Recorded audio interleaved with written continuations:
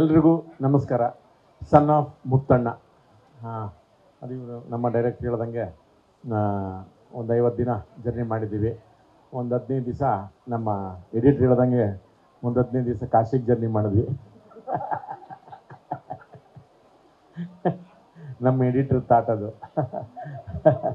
ಹಾಗಾಗಿ ಪುರಾತನ ಫಿಲಿಮ್ಸ್ ಇದು ಒಂದು ನನಗೆ ಒಂದು ಭಾಳ ಖುಷಿಯಾದ ವಿಚಾರ ಏನಂತಂದರೆ, ನಮ್ಮ ಕನ್ನಡ ಚಿತ್ರರಂಗಕ್ಕೆ ಒಂದು ಬಹಳ ಅದ್ಭುತವಾದಂತಹ ಡೈರೆಕ್ಟ್ರು ನಮ್ಮ ಶ್ರೀಕಾಂತ್ ಅವರು. ನಾವು ಅಂದರೆ ಈ ಥರದ್ದೊಂದು ಕಮರ್ಷಿಯಲ್ ಆಗಿ ಕಂಟೆಂಟ್ ಓರಿಯೆಂಟೆಡ್ ಆಗಿ ಇಟ್ಕೊಂಡು ಇಂಟೆನ್ಸಿವ್ ಆಗಿ ಸಿನಿಮಾ ಮಾಡಿ ನನಗೆ ಸುಮಾರು ಕಡೆ ನನಗೆ ಸಿದ್ಲಿಂಗಯ್ಯ ಅವರು ಮನುಷ್ಯ 3 ಅಡಿ ಎಗರಿದ್ರೆ 6-7 ಅಡಿ ಎಗರ್ಬಿಡ್ತಾರೆ. 3 ಅಡಿ ಕಾಣದ ಓಡಾಡ್ಬೇಕಾದ್ರೆ ಗೊತ್ತಾಗಲ್ಲ, ಎಗರಿದ್ರೆ ಸರಿಯಾಗಿ 8 ಅಡಿಗೆ ಎಗರ್ಬಿಡ್ತಾರೆ ಮನುಷ್ಯ.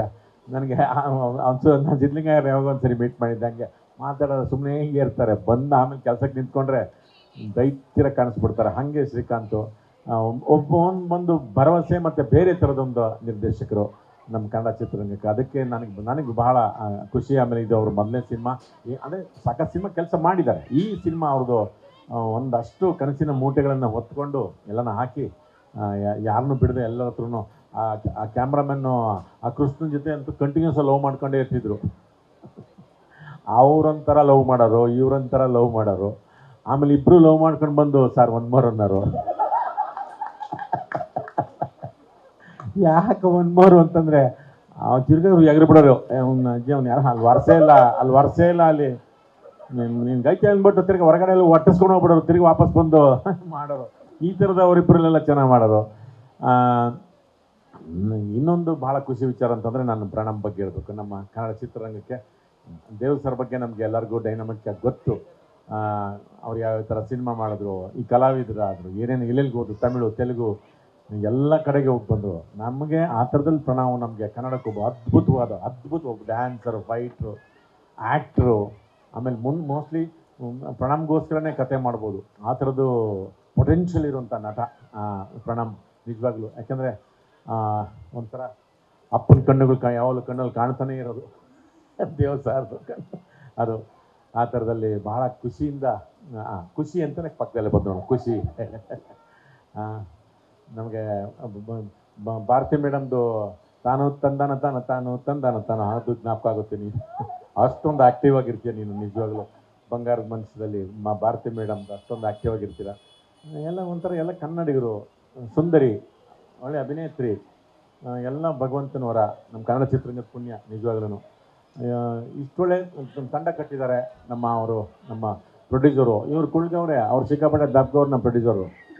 ಅಯ್ಯೋ ಅವ್ರು ಎಲ್ಲೂ ಕಾಣಲ್ಲ. ಅವರು ಬರ್ತಾರೆ, ಯಾವುದು ಇಂಟ್ರಡಕ್ಷನ್ ಮಾಡಬೇಕು ಅಂತಲೇ ಇದ್ದೀವಿ. ನಮ್ಮ ಹರಿಯವರು, ನಮ್ಮ ಜಿಲ್ಲೆಯವರು, ತಿಪ್ಟೂರ್ನವರು.